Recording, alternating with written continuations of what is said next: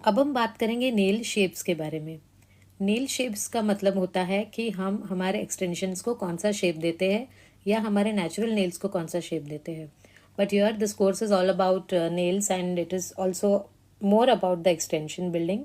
सो यहाँ पे हम एक्सटेंशन की बात भी करेंगे साथ में कि बफिंग कैसे होता है when you are making a particular shape in any kind of nail extension.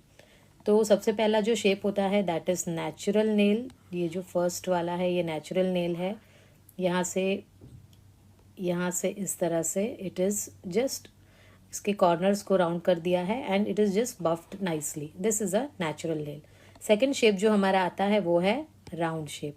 Round shape में क्या होता है कि ये हमारा नेल का सेंटर पॉइंट होता है। हमेशा हमारे सारे नेल्स हैं वो इस तरह से सिमेट्री में बफ होते हैं दोनों तरफ। हम उसके कॉर्नर्स के साथ क्या करते हैं और उसके लेंथ के साथ क्या करते हैं वो डिफाइन करता है कि हम कौन सा शेप बना रहे हैं। सो जब भी हमको राउंड शेप बनाना है, whenever we want to make a round shape, what we have to do is ये सेंटर लाइन हमेशा पकड़ के रखनी है।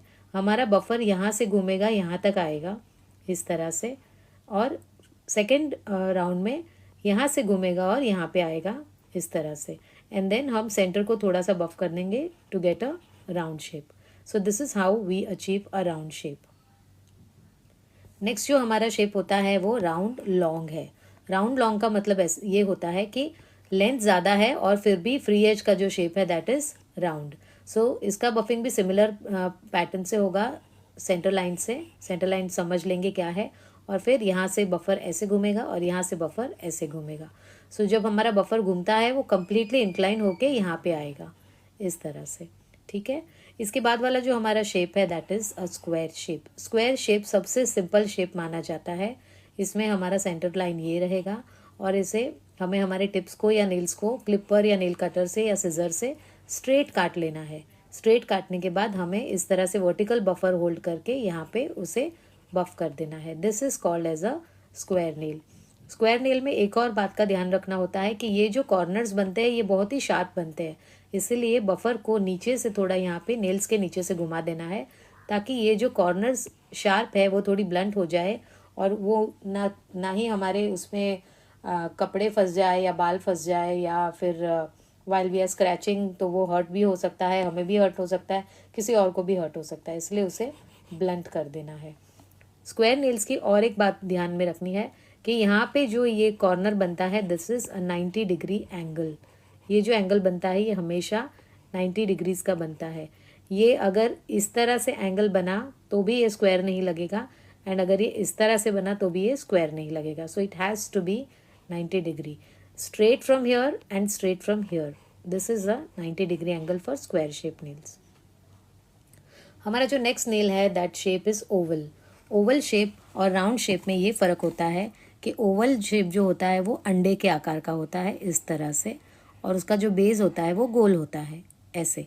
राउंड शेप के नेल में ये प्रॉपर राउंड होता है। रेडियस जो यहाँ से यहाँ पे है वो इक्वल होता है जो the diameter, and Oval shape में क्या होता है कि वो इस तरह से एलिप्टिकल बनता है।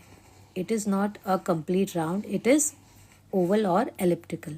सो इसके लिए हमें क्या करना है, सेंटर पॉइंट को पकड़ के रखना है और यहाँ से लेके यहाँ तक इस तरह से बफिंग करना है। नेक्स्ट जो हमारा शेप है that is squoval. Squoval is the most liked shape by ladies. And squoval shape कैसे बनाते हैं, जैसे स्क्वायर शेप बनाया है वैसे ही हमें स्क्वॉवल शेप में पहले स्क्वायर बना लेना है। स्क्वायर बनाने के बाद स्क्वायर शेप अच्छे से जब मिल जाएगा, सिमेट्रिकल मिल जाएगा, उसके बाद हमें क्या करना है, कॉर्नर्स को बफ करना है इस तरह से। हल्का सा बफ करेंगे यहाँ से। So this will be a square with round edges. And हमारा नेक्स्ट शेप जो है that is squoval with round corners. So this is a squoval and this is a square with round edges.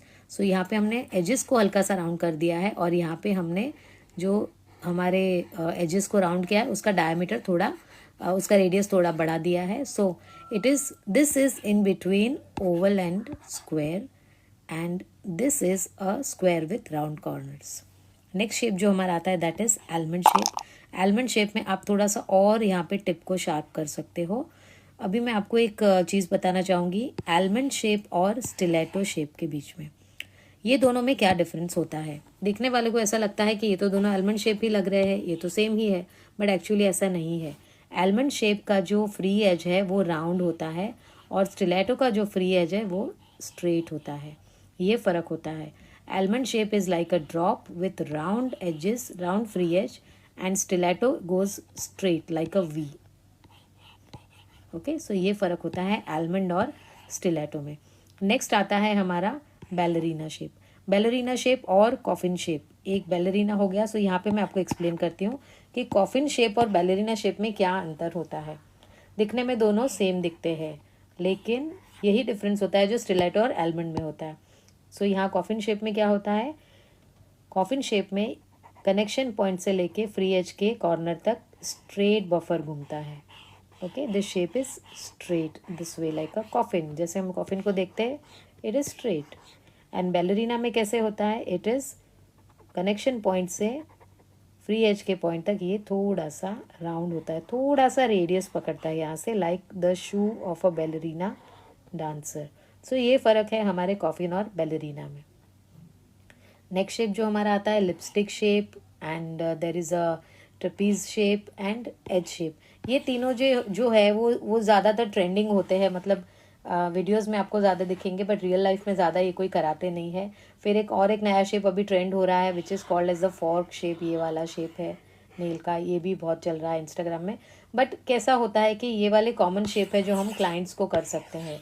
And जब भी almond shape introduce हुआ था तो India में उसे आते आते 5 साल लग गए। इन द वेस्टर्न कंट्रीज उसे इंडिया में आते आते 3 से 5 साल लग जाते हैं, क्योंकि उसे एक्सेप्ट करने में टाइम लगता है। But things have change, the scenarios have change, now everyone wants to have everything what the western countries are having in India, and that is why हम कोई भी शेप कोई भी क्लाइंट को कर सकते हैं depending on their choice and what they want to do. So these are the basic shapes जो हम क्लाइंट को कर सकते हैं। And in other video I have also shown how to buff these shapes and how to achieve these shapes by buffing and using the buffer in the right way to achieve these shapes. So this is all about the nail shapes, and I end my class over here.